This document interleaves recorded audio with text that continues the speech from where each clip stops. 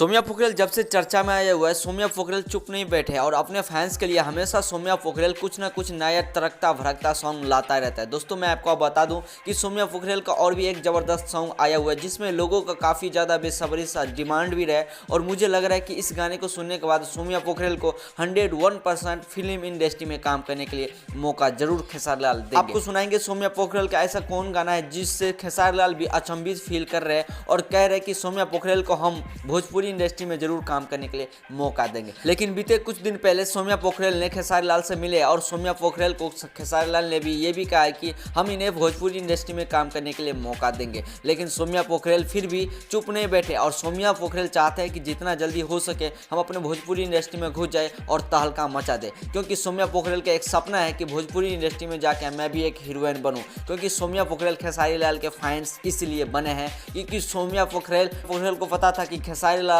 लगातार कुछ न कुछ कभी न कभी नेपाल में आएंगे और नेपाल में आने से पहले ही सौम्या पोखरेल ने टैटू छपा लिया और उसके बाद वो वीडियो वायरल हो गई। जैसे ही खेसारी लाल ने नेपाल स्टेज शो में आए तो वहाँ पे सौम्या पोखरेल भी वहाँ पे पहुँच गए, क्योंकि सौम्या पोखरेल सारा प्लान पहले से ही फिक्स किया था। बट दोस्तों दरअसल बात यह है कि सौम्या पोखरेल को भी खेसारी लाल ने जवाब दे दिया कि मैं इन्हें भोजपुरी इंडस्ट्री में काम करने के लिए मौका देंगे। दरअसल बात देखा जाए तो सौम्या पोखरेल काफी ज्यादा बेसब्री से इस चीज को इंतजार कर रहे हैं कि कब हम भोजपुरी इंडस्ट्री में काम करने के लिए जाए और हमें खेसारी लाल फोन करके कहे कि सौम्या पोखरेल आप आ जाइए भोजपुरी इंडस्ट्री। लेकिन मैं आपको सुनाता हूँ सौम्या पोखरेल के कुछ ऐसे गाना जो पब्लिक को काफी ज्यादा प्यार रहा, लेकिन सौम्या पोखरेल और भी ज्यादा चर्चा में आ गए। मैं आपको सुनाता हूँ सौम्या पोखरेल का पहला नंबर।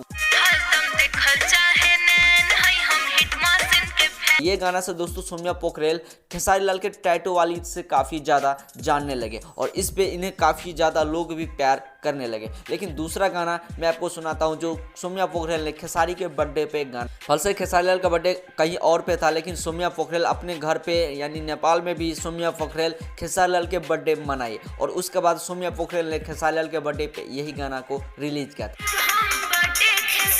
लेकिन दरअसल दोस्तों देखा जाए तो ये सिलसिला अभी खत्म नहीं हुआ है। सौम्या पोखरेल चुप नहीं बैठे हैं और अपने फैंस के लिए हमेशा कुछ न कुछ तरकता भड़कता सॉन्ग लाता ही रहता है। लेकिन जब जबरदस्त सॉन्ग का प्लान आया तो सौम्या पोखरेल ने डायरेक्टली खेसारी लाल के एल्बम में काम करने के लिए घुस गए और सौम्या पोखरेल का ये डायलॉग और ये वीडियो देख के काफ़ी ज़्यादा लोगों पसंद किए। और सौम्या पोखरेल का ये तीसरा गाना है जो मैं आपको सुना देता हूँ और काफ़ी ज़्यादा होली में लोग इसे प्यार दिए हैं और इसमें आवाज़ दिए थे खेसारी लाल यादव और उस गाने का मुखड़ा कुछ ये है।